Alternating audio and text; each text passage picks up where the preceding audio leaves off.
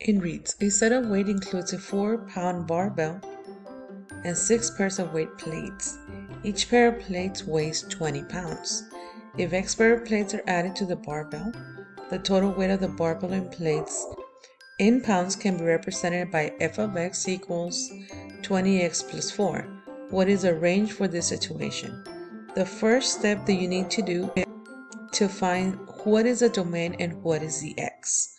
So if you remember that the domain, let's put it right here, it is your x value and the range is your y value.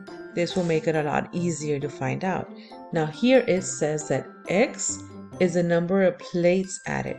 So we're going to put it here, the number of plates. And then what are you going to get out of it? The total weight.